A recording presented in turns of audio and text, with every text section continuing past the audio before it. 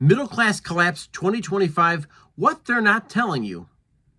They say the economy is strong, but Main Street tells a different story, and no one really is talking about what's going on Main Street. Once again, I'm Brian. Thanks for joining me. And if you're liking what you're hearing, hit the like button, hit subscribe, help me feed the squirrels in the backyard, and of course, help me hit 500 subscribers because that's our goal right here and right now. Let's continue.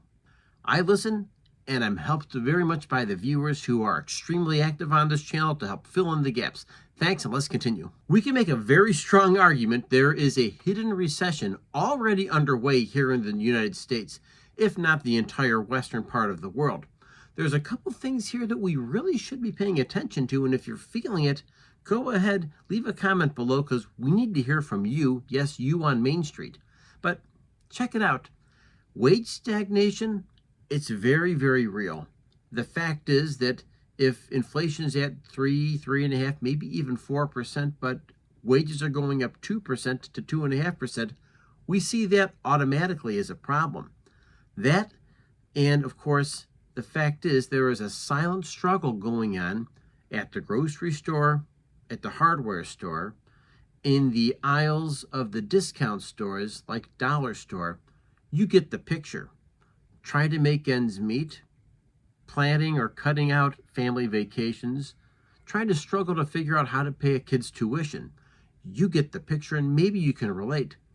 The fact is that shrinkflation is also going on here, and if you've been to the grocery store, I can remember definitely seeing the super-sized, family-sized bag of chips all of a sudden turning into about half that size with just about the same price. And if you've seen that happening, hit a like and make a comment below because I'd be curious what your observations are.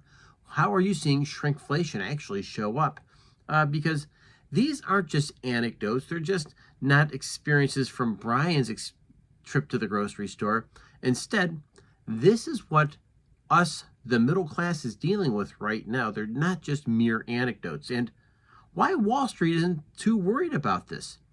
And maybe that should get you a little bit more concerned.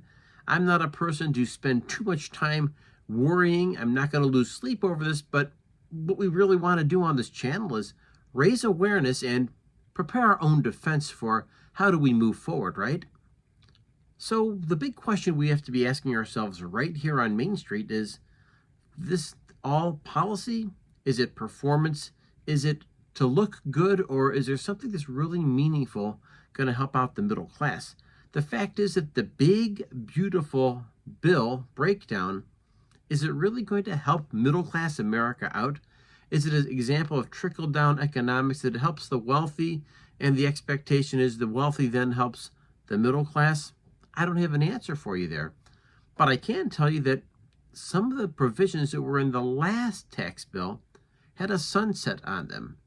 Translation, they might have temporarily helped out the middle class, and what happened over time is the provisions caused those tax savings to phase out, and the middle class was left holding the bag once again.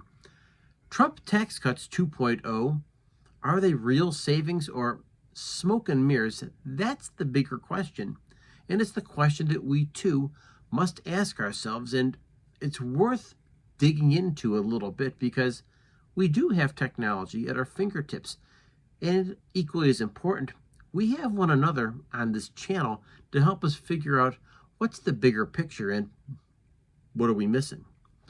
The debt clock is ticking. That's no surprise. And maybe that's the one thing that's constant in this whole story, that this big, beautiful bill will cause an increase on our national debt.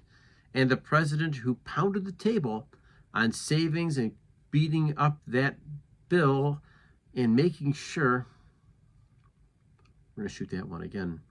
The debt clock is ticking, no question about that. The national debt keeps on increasing. These attempts to cut government spending is actually increased inside this bill. So we need to get real. And getting real means, what is the real trajectory? What is the real plan? And what's going on that we don't quite understand and we can't figure out? What is all the flurry of action with cryptocurrency, gold, silver, and most importantly, how can we ensure that we here on Main Street are prepared for what's coming next? So one of the big things people are asking is this really the end of upward mobility? I'm not buying it because I do believe in the American dream. I do believe that we have the capacity to overcome whatever obstacles are in front of us. And might it be more difficult? No question about it. And once we beat one speed bump in the parking lot, sometimes we see 2 or 3 more right in front of us. But what we have is resilience. We have American character. And if not just the American character, the people that are watching from Canada, Australia, the UK, we have the Western culture that's been bred into us. The fact that we figure out how to tough out and outthink a problem and find a solution that's more palatable. That's part of what the dream is, right? Because college debt is real, small businesses do close, and I've had people here that are talking about how these tariffs that were meant to punish foreign governments for unfair trade practices are actually hurting the people inside the United States, and maybe you're one of those people. Let's face it, many houses have 2 working adults. The days of the 1950s husband going to work and the mom running the house and taking care of the kids, those days in many, many cases have come to a screeching halt. And maybe the husband has to work 2 jobs. Maybe the husband's a Mr. Mom and stays home while mom's out working. But in many cases, you need 2 incomes. And that's just the cold, hard reality. Middle class survival strategies, they're not going to teach you, but we can teach one another. That's a very important thing here as well. And there is a path to financial freedom left. I know it. It's in here somewhere, and together we can figure this out. Do me a favor and hit like if you feel a little bit of the squeeze, not because you like the squeeze, but you realize it's there. And if you could, subscribe to help us hit 500 subscribers. We really need your help and to help us dig deep on this channel. If you can share this channel with others that you think will benefit from it. And hey folks, thanks for joining me once again. My name is Brian. Remember, the biggest battle we're fighting is the one between our ears. The fact is, our thoughts, our actions, our attitude are really fought by our thoughts that we have every single day. Remember to stay healthy, because a healthy you helps you show up better in every aspect of your life. Share this channel with others, folks, and I will catch you next video. Thanks for joining me.